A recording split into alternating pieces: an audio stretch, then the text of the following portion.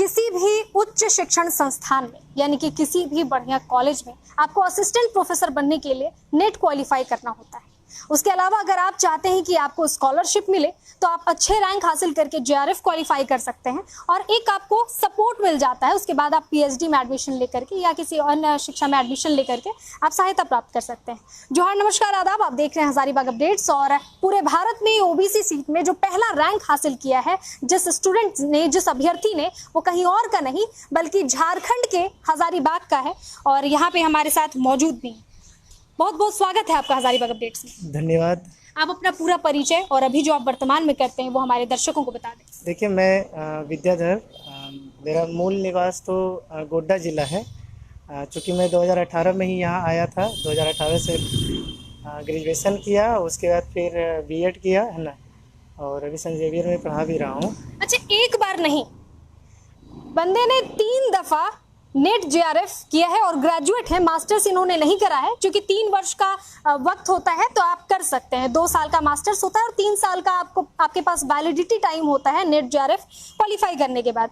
पहली दफ़ा आपने संस्कृत में करा, दूसरी दफ़ा आपने ज्योतिष में करा, ग्रेजुएशन भी आपने संस्कृत में करा, अभी हिंदू अध्ययन में, हिंदू स्टडीज़ में आपने तीसरी बार करा। क्या मतलब क्या करना क्या चाहते हैं? नहीं, जैसे जब पहली बार संस्कृत से करा तो उस समय ज़्यादा मेहनत करना पड़ा था क्योंकि वो चूँकि मेरे लिए नया था। जब संस्कृत से कर रहा था तो क्या होता है कि नेट जेआरएफ में फर्स्ट पेपर आपका मजबूत होना आवश्यक है। यदि फर्स्ट पेपर में आप रैंक नहीं अच्छा से स्कोर नहीं कर पा रहे हैं तो फिर इसमें जेआरएफ निकालना मुश्किल हो जाता है, क्योंकि अपना पेपर में तो सब कोई अच्छा लाता ही है ना। और इसीलिए जब फर्स्ट पेपर में मेरा पिछली बार भी जब संस्कृत से दिया था तो उसमें क्या होता कि संस्कृत तो मैं पूरा मूल से पढ़ा हूँ, जितनी भी किताबें होती है सारा मूल से पढ़ा था मैं, है ना। तो जब मूल से पढ़ा था तो अच्छा कर गया, मेरा 84 क्वेश्चन सही भी हुआ था 100 में से। तो जब संस्कृत से कर लिया तो उसके बाद फिर ज्योतिष से सोचा कि और अच्छा ट्राई करूँ। ज्योतिष में भी इंटरेस्ट, क्योंकि जो लोग संस्कृत लेकर के पढ़ाई करते हैं या संस्कृत में जिनको इंटरेस्ट होता है, कहीं ना कहीं ज्योतिष शास्त्र में अटैचमेंट खुद ब खुद हो जाता है उनका। तो ये है ना कि जैसे जो संस्कृत से होता है ना तो उनके लिए एक सामान्य संस्कृत से जो जेआरएफ होता है, उसके अलावा जो पारंपरिक विषय है, जो ट्रेडिशनल संस्कृत है, हाँ। उससे भी अलग से जेआरएफ होता है। उनका अलग कोड निर्धारित है, 73 कोड है। तो जब संस्कृत से निकाल लिया तो सोचा ज्योतिष से करूँ, है ना, संस्कृत ट्रेडिशनल से। और चूँकि तैयारी पहले से ही थी, पेपर 1 की भी थी और संस्कृत तो मैं पढ़ा ही था। तो जब 2022 में दिया तो ज्योतिष से मेरा जेआरएफ हो गया फिर और से। इस बार फिर हिंदू स्टडीज। अब इस बार फिर सोचा कि 2023 में कि इस बार और एक अच्छा सब्जेक्ट से देना है, तो इस बार हिंदू अध्ययन से दे दिया। और इसमें क्या होता है कि चूँकि अभी नया नया सब्जेक्ट लॉन्च हुआ है 2022 में, है ना। 2022 में हिंदू स्टडीज को अटैच किया गया नेट जेआरएफ के लिए। अब जब इसमें दे रहा था तो पिछली बार ओबीसी में 2 व्यक्ति को ही केवल भारत में जेआरएफ मिला था ना, क्योंकि प्रत्येक 100 पर 1 व्यक्ति लगभग मिलता है ना।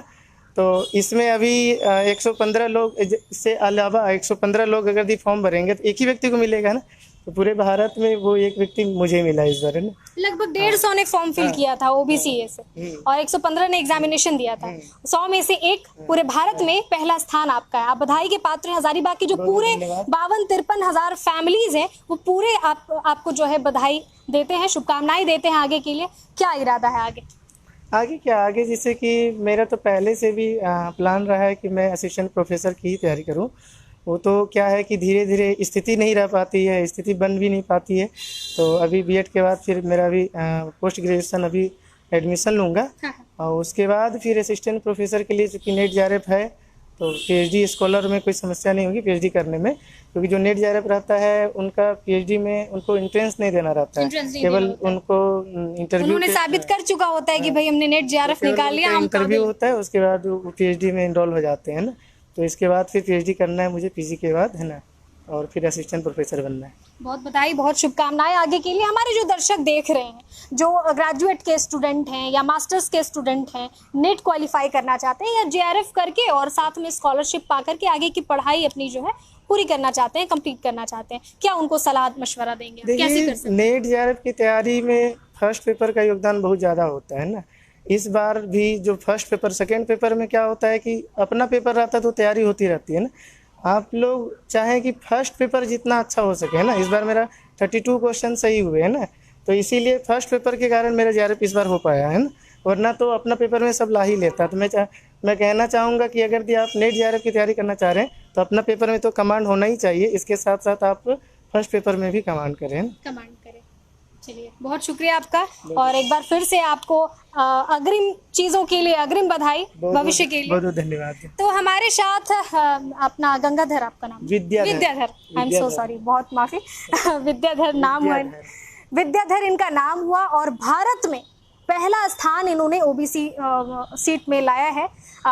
पहले इन्होंने संस्कृत में नेट जेआरएफ क्वालिफाई कर लिया और ग्रेजुएशन सिर्फ इन्होंने किया है। उसके बाद नेट जेआरएफ इन्होंने निकाल लिया संस्कृत में, उसके बाद ट्रेडिशनल संस्कृत यानी ज्योतिष शास्त्र में निकाल लिया, और उसके बाद अभी जो भारत में पहला इनका रैंक आया है और काफ़ी अच्छे इनके मार्क्स आए हैं वो हिंदू अध्ययन में, हिंदू स्टडीज़ में लेकर के आए। इसी तरह हजारीबाग अपडेट्स को देखते रहें और इस तरह से अपने हजारीबाग के बेटे, झारखंड के बेटे को, जो इंडिया भर में अपना नाम रोशन कर रहे हैं, भारत में अपना नाम रोशन कर रहे हैं, राष्ट्रीय अंतर्राष्ट्रीय फलक पर अपना नाम रोशन कर रहे हैं, इन लोगों के लिए वीडियोस शेयर करें ताकि सब तक पहुंचे कि हाँ भाई, हजारीबाग का बेटा भी इस तरह से नाम रोशन कर रहा है। शुक्रिया, मैं अपराजिता।